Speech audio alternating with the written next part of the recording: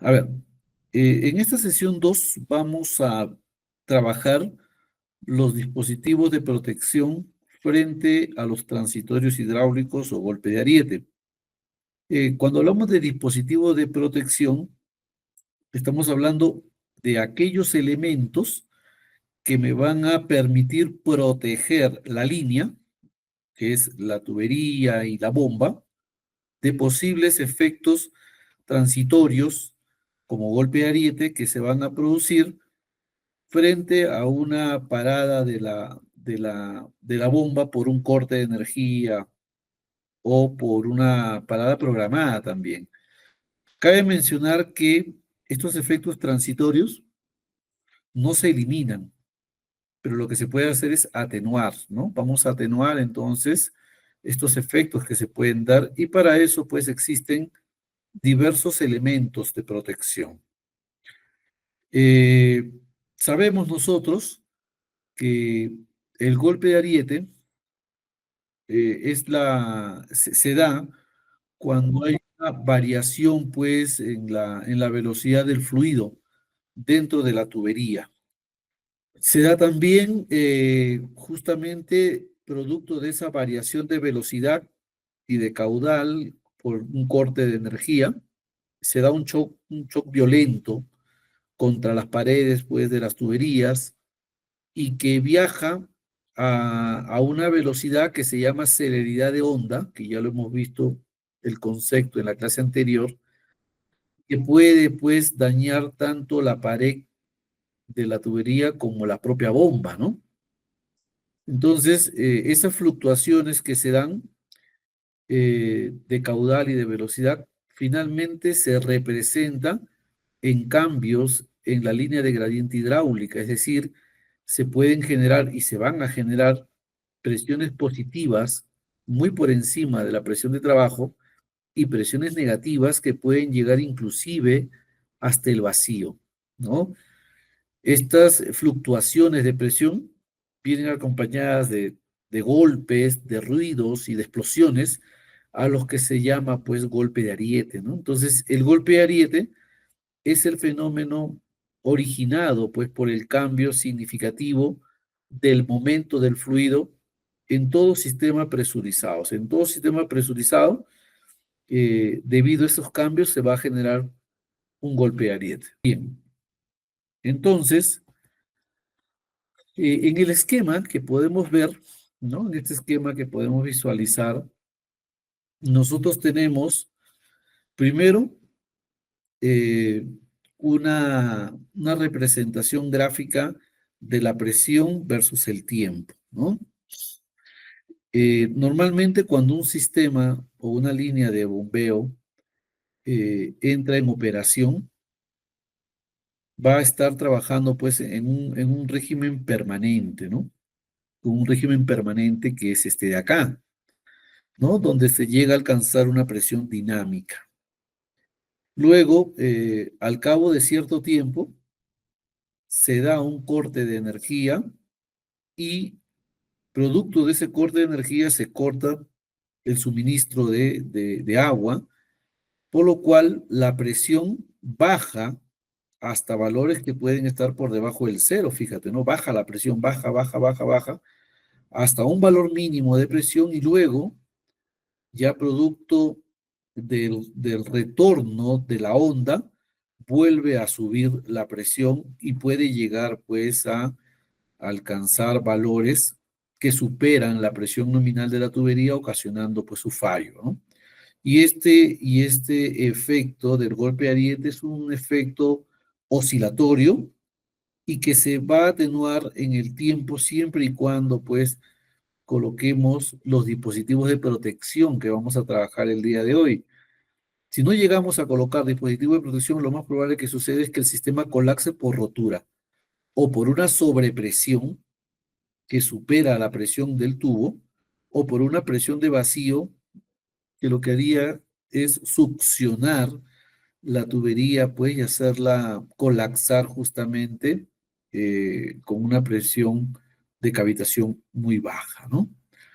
Entonces, existe para el cálculo del golpe de ariete, existe lo que se conoce como un periodo crítico o un tiempo crítico, que es en el que se va a desarrollar el golpe, ¿no? Entonces, aquí justamente este es el periodo crítico en la que el golpe se desarrolla en su mayor magnitud, vamos a decirlo así.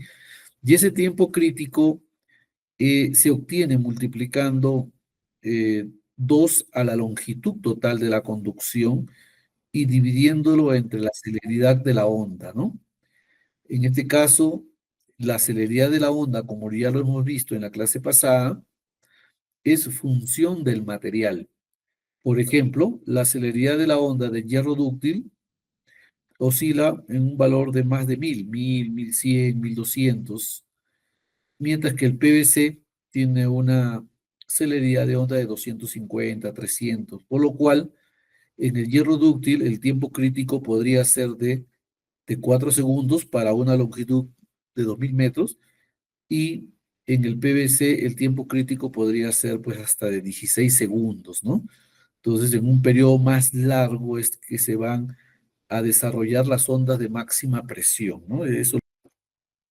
Luego, para atenuar los efectos transitorios, se deben utilizar diversos elementos o diversos dispositivos. El más común y el que se debe de utilizar siempre son las válvulas de aire, ¿no? Estas válvulas de aire que deben de estar ubicados en, en algunos puntos específicos según la función que vayan a desempeñar, ¿no?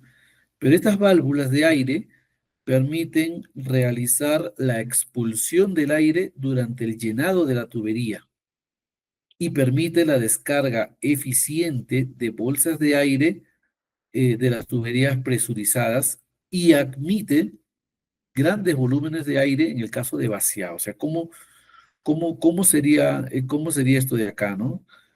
Eh, Cuando yo tengo una línea, ¿no? Yo tengo, vamos a suponer, tengo acá mi tubería, ¿no? Tengo mi línea. Entonces tengo un punto alto. Entonces normalmente el aire se va a acumular hacia los puntos altos, ¿no? Entonces aquí yo instalo mi válvula de aire, ¿no? Aquí instalo mi válvula de aire acá, ¿no? Listo. Entonces, dice acá que estas válvulas permiten la expulsión del aire durante el llenado de la tubería. Es decir, cuando la tubería va a empezar a ponerse en operación, se va a ir llenando, se va a ir llenando, se va a ir llenando, y el aire que está acumulado aquí en la parte alta, producto de que el agua va empujando el aire, encuentra un diferencial de presión y se abre la válvula y de esta manera permite pues la expulsión del aire. El aire sale por acá, ¿no? Empieza a salir el aire. De esta manera que una vez que ya la presión del sistema es uniforme aquí, el flotador baja, se cierra la válvula de aire, ya no permite la salida de aire porque a continuación del aire lo que va a salir es agua. Entonces cierra y el aire ya se expulsó y toda la tubería ya se llenó, ¿no? Entonces, esa es la primera operación.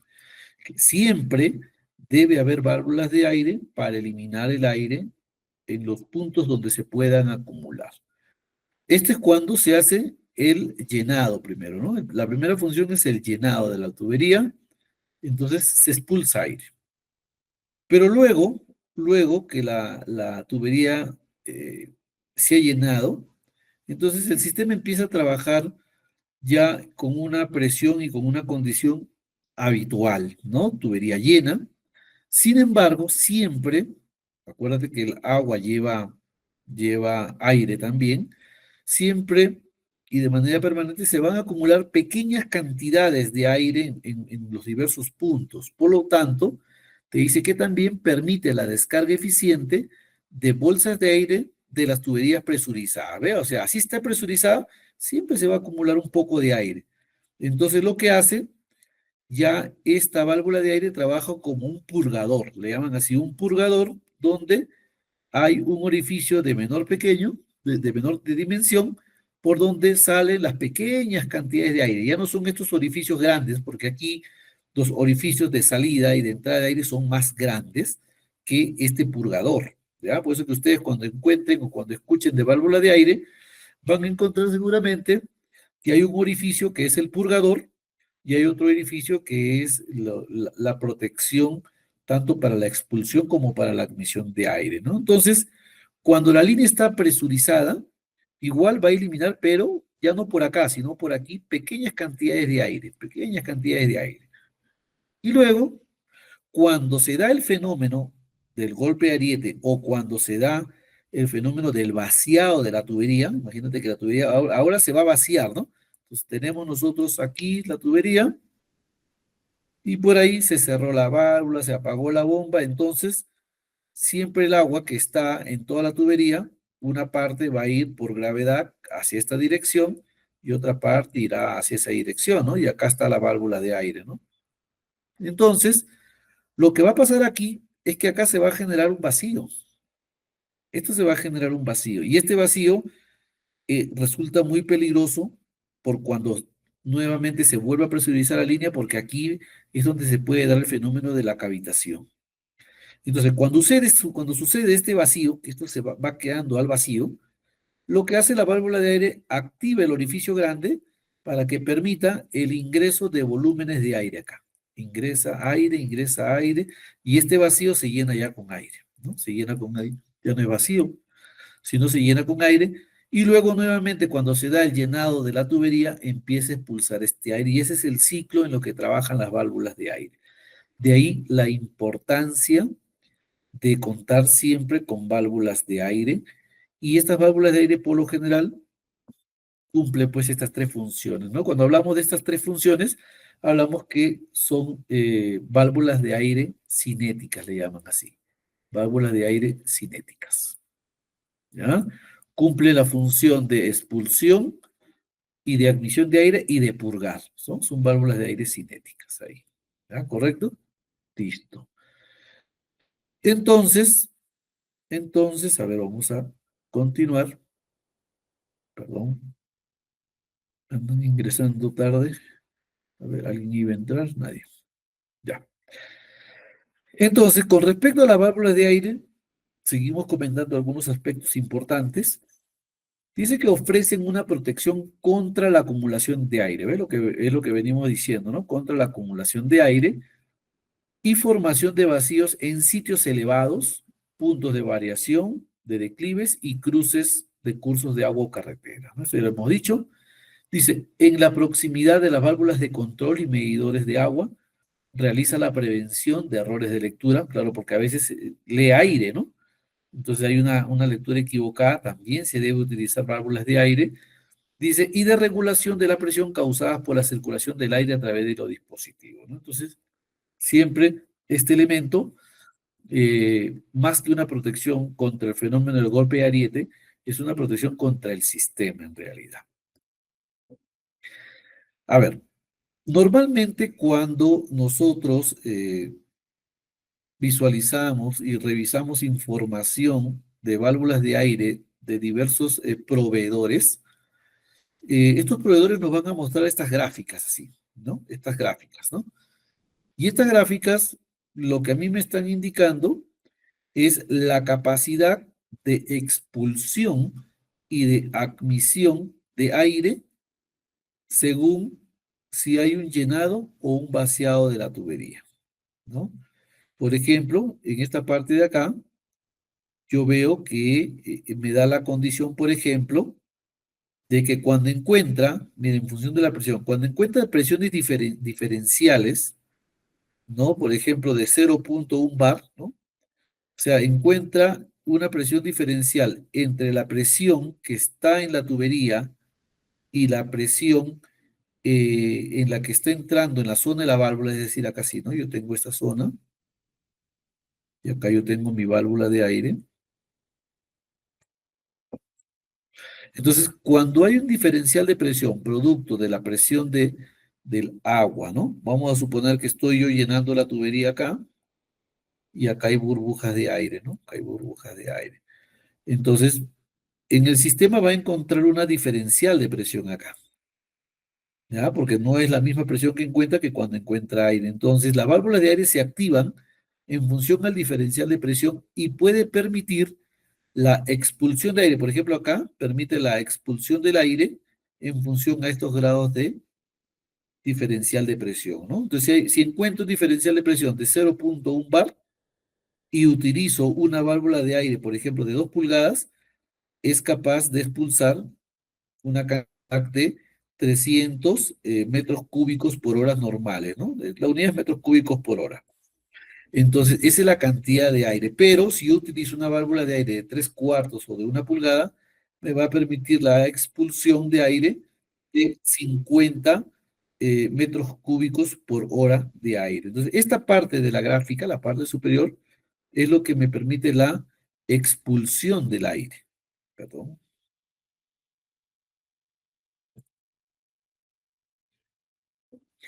Mientras que la gráfica que está en la parte de abajo es la gráfica que permite la admisión del aire, ¿no? Y la admisión del aire se da justamente cuando acá ya hay presiones negativas, cuando se está formando el vacío. Por eso es que el diferencial de presión lo ves en negativo acá, ¿no? Igual, encuentra un diferencial de presión y la válvula se abre para empezar eh, a realizar el ingreso de aire al sistema, ¿no? Entonces, en función también de la capacidad o el diámetro de la válvula de aire, ¿no? En función de esa capacidad que se encuentra. Ya, pero esto vamos a encontrar. Ahora, en el Hammer, ¿no? En el programa que nosotros tenemos, en el Hammer, existen dos formas de ingresar las válvulas de aire, ¿no? Nosotros podemos ingresar por diámetros de orificios, ¿no? Lo vamos a ingresar por diámetros de orificios, ¿no? O lo vamos a ingresar por curvas, ¿no? Entonces, si nosotros deseamos ingresar por diámetros de orificios, debemos de saber esta válvula de aquí, cuál es el diámetro del purgador y cuál es el diámetro de la expulsión y de la admisión del aire. Y si trabajamos con curvas, estas curvas para cada diámetro deberíamos de tenerlo tabulado en un Excel, ¿no? Tabular en un Excel, hacer estas curvitas y eso poder ingresarlo al Hammer. Aunque el Hammer cuenta también con curvas universales para poder considerar pues las válvulas de aire, también lo tiene, ¿no? Pero si tú logras y decides trabajar con un fabricante, entonces debes de pedir su información, crear la curva o tener los diámetros, que ya lo vamos a ver más adelante. A ver, los principios de operación de las válvulas de aire son los siguientes, ¿no? La válvula de aire trabaja, como te he dicho, primero en el llenado de la tubería, luego en la operación bajo presión y luego en el vaciado de la tubería. Durante el llenado de la tubería, dice, ¿no? Se produce la salida forzada de altos caudales de aire a través del orificio cinético, ¿ven? De ahí, del orificio cinético sale el aire, ¿no? Altos volúmenes, ¿no? Dice, una vez que el agua ha entrado a la cámara de la válvula, el flotador sube y cierra el orificio cinético. Una vez que el agua entra, o sea, el agua entra cuando ya termina de expulsar todo el aire, ¿no? O sea, la explicación es esta, ¿no? Tú tienes esto de acá, tú tienes aquí la válvula de aire y aquí está el aire, ¿no? Acá está el aire atrapado, el agua empieza a viajar, va a empujar las burbujas de aire, se va a expulsar y cuando el agua entra a la válvula, cuando el agua entra a la válvula, ¿qué dice? Dice aquí que una vez que el agua ha entrado a la cámara de válvula, el flotador sube y cierra el orificio, o sea, se cierra. Ya no bota más aire porque si no tendría que botar agua, ¿no? Esa es la explicación. Dice, la estructura aerodinámica exclusiva del cuerpo y del flotador de la válvula aseguran que el flotador no pueda cerrar el orificio antes de la llegada de la válvula. Bueno, eso pasa durante el llenado, ¿no? Ahora, una vez que se llenó, ya la tubería empieza a trabajar bajo presión, ya, ¿no? Entonces, dice, durante la operación de tuberías presurizadas, se acumula aire en la parte superior de la cámara, ¿no? Dice, durante la operación de tubería presurizada, se acumula aire en la parte superior de la válvula de aire, lo que causa la gravitación hacia el flotado, ¿no? O sea, siempre hay pequeñas cantidades de aire que viajan junto con el agua, ¿no? Dice, esto a su vez conduce a la apertura del orificio automático, que es otro orificio, que es el orificio que está por otro lado y que me permite purgar pequeñas cantidades de aire. Dice, y la descarga del aire acumulado. Una vez descargado el aire, el nivel del agua y el flotador suben, con lo cual el orificio se cierra, ¿no? Ya botó la cantidad de aire pequeñita, se cerró. Y luego viene el vaciado, que ya te había dicho. Cuando una tubería se vacía, se crea una presión diferencial negativa, ¿eh? Por lo que el aire atmosférico empuja al flotador hacia abajo, dice, el orificio cinético permanece abierto y el aire penetra a la cámara para impedir la formación de vacío en la tubería, ¿no? Entonces empieza a entrar el aire por el orificio cinético. Y listo. Y ese es el principio de operación. Ahora, esto es importante. Este diagrama lo considero muy importante porque me da una recomendación de dónde debo de ubicar mis válvulas de aire, ¿no? Por ejemplo, yo tengo acá mi depósito, tengo acá mi bomba, tengo mi tubería de impulsión y tengo acá la llegada hacia un sistema de riego, ¿no? Por ejemplo, ¿no? Fíjate que los modelos de válvula de aire dice uno con purgador, dos cinética y tres trifuncional, ¿no? Entonces, por ejemplo, dice acá, mira, pegado a la bomba, a la salida de la bomba debo de colocar el tipo 2. ¿Qué es el tipo 2? Una cinética.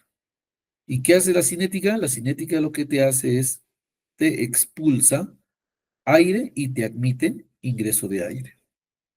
Eso es lo que hace la cinética. Luego, el 3 se va a ubicar en los puntos altos, ¿no? Acá hay una pendiente, encuentro un punto alto, aquí una trifuncional. Y esta trifuncional, ¿qué es lo que hace?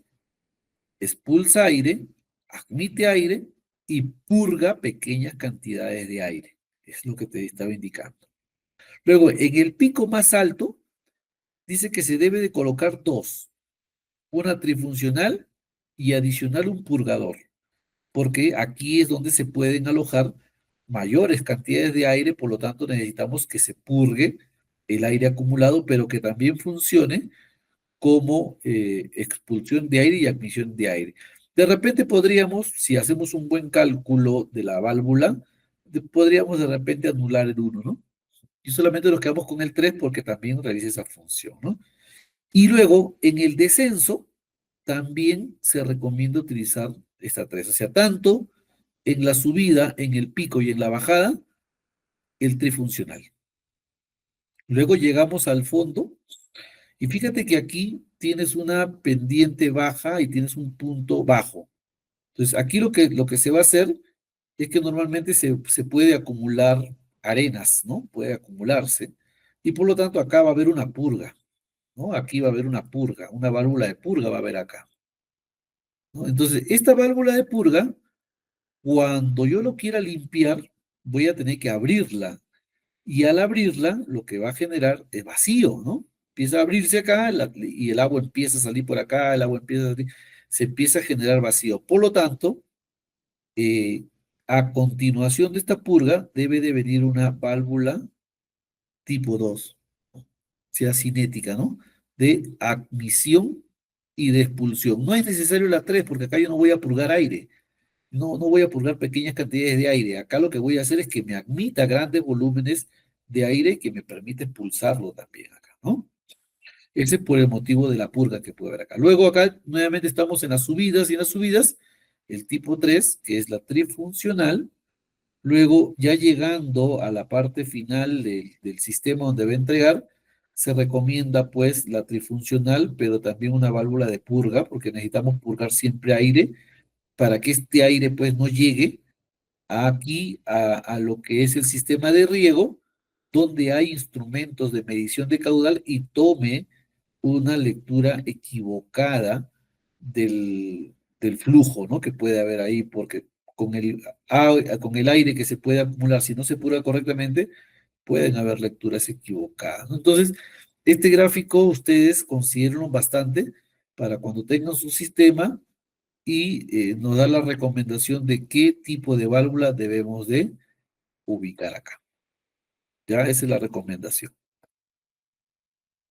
El segundo elemento de protección que se usa mucho y que es muy práctico por porque no es de grandes dimensiones, porque se pueden mandar a fabricar a medida, es el tanque hidroneumático, ¿no? Este tanque hidroneumático, por lo general, tiene una vejiga. Una vejiga es como un bladder donde el aire se va a presurizar ahí, ¿no? Entonces, este tanque, dice, de vejiga es un importante componente de los sistemas combinados de protección contra ondas de protección y golpe de ariete, tanto positivo como negativo. Mira, ojo, ¿ah?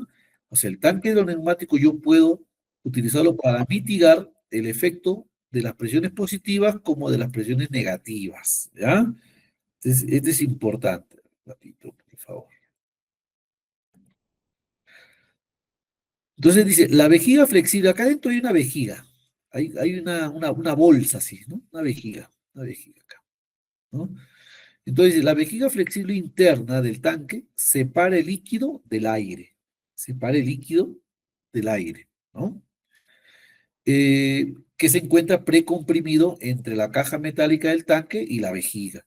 Dice, este diseño prolonga la vida útil del sistema y reduce las necesidades de mantenimiento. Lo que pasa es que aquí esto va a estar conectado al sistema, ¿no? A la tubería que venga, ¿no? Acá, a la tubería, algo así. Y el agua viene por acá, el agua empieza a llenar esta vejiga y empieza pues a presurizar el sistema, ¿no? Todo este sistema se encuentra presurizado porque esto llega a estar a la presión del sistema, ¿no? Y luego, cuando se genere el golpe de ariete y esta tubería empieza a vaciarse, lo que hace este sistema es soltar el agua, se descomprime y empieza a soltar y el agua empieza a llenar el componente. Por eso que te dice que este tanque hidroneumático se utiliza para mitigar los efectos de las presiones positivas como de las presiones negativas. El principio de operación está claro acá, mira. Ve. Dice, primero, configuración del sistema, ¿no? Entonces dice, mira, los tanques de vejiga están disponibles para la instalación primero vertical u horizontal. O sea, no hay ningún problema. Si no tienes mucho espacio, lo puedes colocar vertical y si tienes espacio, lo pones horizontal. Dice, el tanque de acero contiene una vejiga flexible adherida a la conexión del tanque con el tubo principal, lo que te decía, ¿no? Dice, del sistema de conducción, la forma de la vejiga es similar a la del tanque, de modo que pueda expandirse hasta la máxima capacidad del tanque. La vejiga y la caja externa del tanque se encuentra aire comprimido, o sea que hay aire comprimido a un nivel de presión compatible con los requisitos del sistema, es decir, con la presión del sistema. En la vejiga, la presión interna y la externa son siempre iguales, lo que permite el flujo entrante y saliente de agua según sea necesario. Entonces, fíjate que acá eh, tenemos el llenado de la tubería y aquí empieza a llenarse la capacidad del tanque, empieza a llenarse de agua, aquí se llena de más agua y aquí ya se llenó del agua total y aquí ya está la presión del sistema, ¿no? Aquí ya, esta figura ya me muestra la presión del sistema acá. Y aquí hay aire comprimido en esta vejiga, ¿no? Entonces, ahora pasamos aquí, dice, operación al arranque de la bomba, dice. Cuando la bomba se pone en funcionamiento, se eleva la presión del sistema y el agua fluye hacia la vejiga. Eso es lo que ha pasado acá. ¿Ves? Va viajando y ya fluyó acá. Que se expande y el aire y comprime el aire a nivel de la presión del sistema. Ahí está. Aquí estamos en la presión del sistema. Dice, esto refrena los transitorios de presión y permite el paso seguro del estado estático al estado de funcionamiento normal. Ahora, ¿qué pasa en la parada de la bomba? 3. Dice, la parada de la bomba provoca un descenso de la presión al mismo tiempo que la columna de agua en movimiento por inercia inherente. Dice, sigue desplazándose a lo largo del tubo. Dice, esta situación empieza a generar graves condiciones de vacío, ¿no? Entonces, cuando se para la bomba, empieza a vaciarse, pues, ¿no? La tubería, y es ahí en donde lo que hace este tanque hidroneumático se apertura y empieza a soltar agua. Empieza a soltar agua, por eso que decirte, y empieza a soltar agua. De esta manera, atenúa, pues, las ondas de presión que se pueden dar, ¿no? Ese es el funcionamiento que tiene este tanque hidroneumático. Hay de diversas medidas. Hay, bueno, el material es acero y la vejiga, pues, tiene un material que me permite, pues, que se pueda comprimir a lo máximo, ¿no? Otro elemento de protección es la válvula anticipadora de onda, ¿no? Fíjate la forma de la válvula, ¿no? Entonces dice, la válvula anticipadora de onda es una válvula instalada fuera de línea, igual que el tanque neumático. Se llama fuera de línea porque si yo tengo la línea, ¿no? Yo tengo la tubería, entonces eso está acá, con un ramal se instala pues la válvula acá, ¿no? Igual el tanque neumático también, ¿no? Se dice fuera de línea. Cuando a ti te dicen que es un accesorio, una válvula en línea, es porque está en el camino de la línea, ¿no? En este caso está fuera de línea. Entonces dice acá que dice que se acciona por diafragma, este es su diafragma con el que se acciona. Dice la válvula se abre en reacción a la caída de presión generada por la súbita parada de la bomba, ¿no? Entonces hay que configurar la válvula de anticipadora de onda para que cuando identifique o reconozca o lea una presión por debajo de la presión del sistema, pueda abrirse pues este diafragma, ¿no? Entonces, mediante la preapertura de la válvula se disipa la onda de alta presión de retorno y así se elimina el golpe de ariete, ¿no? Entonces, básicamente, esta válvula lo que hace es anticipar la onda, es decir, no deja que se desarrolle, ¿no? Entonces no espera que se genere un vacío para activar, sino apenas reconoce que la presión está bajando, vamos a suponer que este sistema trabaja a 60 metros de columna de agua, ¿no? A 60 metros de columna de agua. Y se apaga la bomba, ¿no? Acá está la bomba, se apaga la bomba y la presión en el sistema va disminuyendo. Cuando la presión en el sistema, por ejemplo, detecta que está en los 50 o en los 40, ¿no? Los 50 metros de columna de agua, por ejemplo, o sea, quiere decir que ya hay un cambio en la presión, lo que hace es que se activa la válvula, ¿no? La válvula se activa y lo que hace es anticipar el golpe, o sea, no deja que se forme ya presiones negativas. Y eso lo vamos a ver en la práctica, ¿no? Vamos a analizar el sistema que tiene altas presiones negativas, pero con la válvula anticipadora, anticipando o configurando con una presión que debe de ser por debajo de la presión de funcionamiento normal, cómo es que elimina todas esas presiones negativas y a su vez lo que hace también es ayuda a contrarrestar las presiones positivas, ¿no? Pero básicamente su funcionamiento va para anticipar el golpe y evitar que se formen las presiones negativas, ¿no? Entonces, la válvula se cierra con suavidad, ¿no? Eso ya cuando se activa, luego se va cerrando con suavidad, lo que permite la función de alivio, dice, ¿no? Evitando la onda de cierre. Entonces, esta válvula sirve también para aliviar la presión excesiva, o sea, ayuda con la presión negativa, pero también con la presión positiva. La válvula anticipadora de onda, perdón, lo que hace es sustituir a los tanques de aire. ¿Y cuáles son los tanques de aire? Son los que hemos visto ahorita, el tanque hidroneumático, ¿no? O sea, el hidroneumático.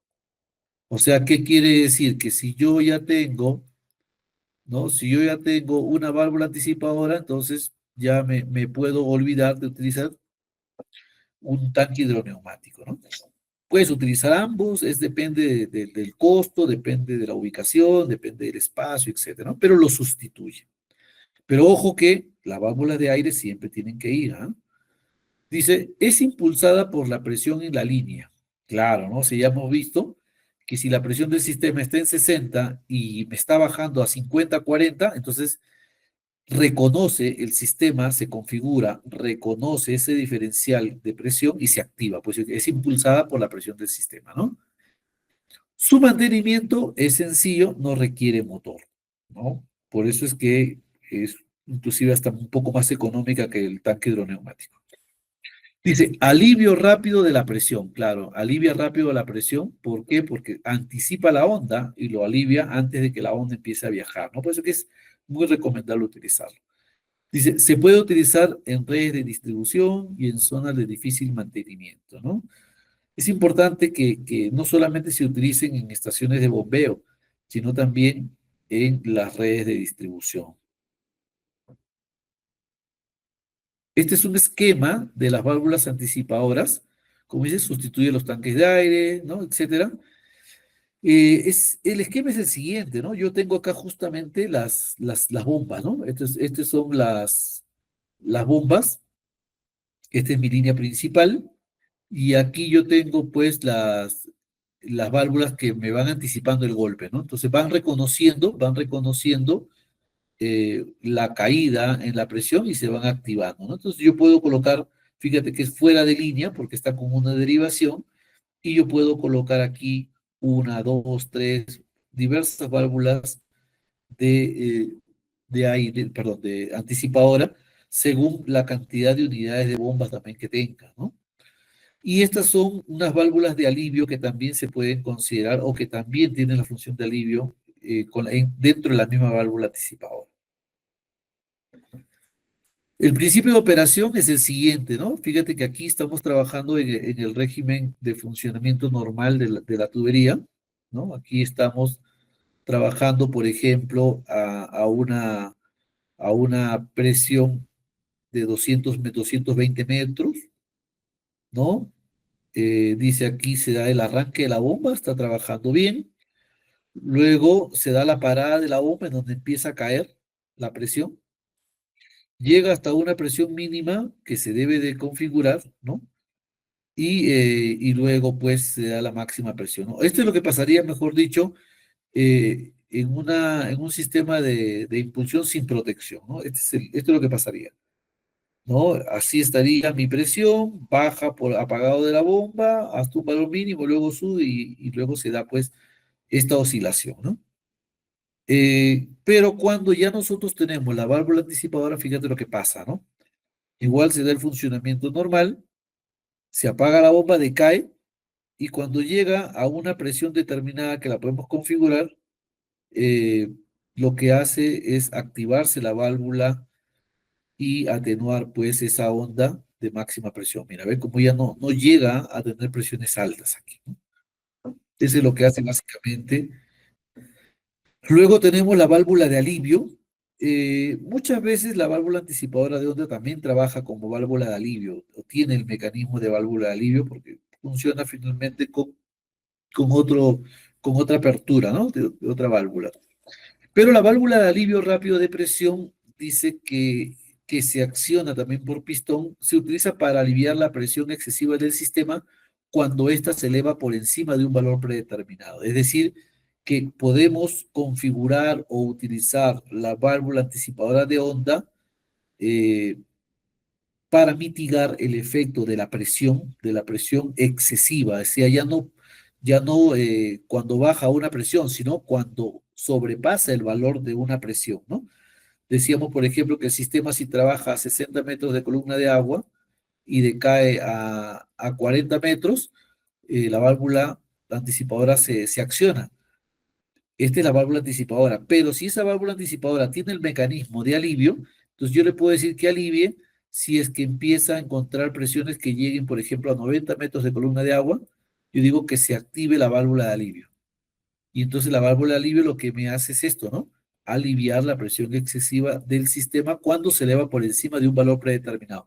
Y este sería mi valor predeterminado. Que tú configuras finalmente esto, ¿ya? La válvula de alivio rápido y de presión hidráulica accionada es para aliviar la presión excesiva. Bueno, eso ya lo habíamos visto. Este también es un esquema de ubicación de válvulas de alineo, ¿no? Tenemos acá nosotros la línea, tenemos las válvulas de aire y tenemos aquí, pues, nosotros lo que son las válvulas de alivio, si es que lo queremos trabajar junto con las válvulas de aire y en un esquema en línea aquí, ¿no? Porque dice accionada por la presión en la línea, ¿no? Pero podemos usar válvulas anticipadoras que tienen también la función de alivio, ¿no? Listo. Entonces, esta es la parte teórica de lo que vamos a ver el día de hoy. Y ahora, si hubiera alguna consulta, la pueden hacer para irnos, si no, a la parte práctica, en donde vamos a configurar donde vamos a trabajar al menos 2 o 3 elementos de protección y en la siguiente clase trabajaremos pues los otros elementos que nos faltarían. ¿Ya? Si tuviera alguna consulta, lo pueden ir haciendo, por favor, mientras que yo voy abriendo eh, de la clase anterior, ¿no? De la clase anterior tenemos aquí el modelamiento, ¿no? Esto que hicimos en la clase anterior, me imagino que ustedes ya también lo han hecho, lo han corrido. Vamos a utilizarlo para poder incluir los elementos de protección. Ya si hay consultas, lo van haciendo, ¿verdad? Acá yo estoy abriendo el modelamiento que se hizo en la clase anterior y lo voy a correr para ver en qué situación estaba esto, ¿no? Ya.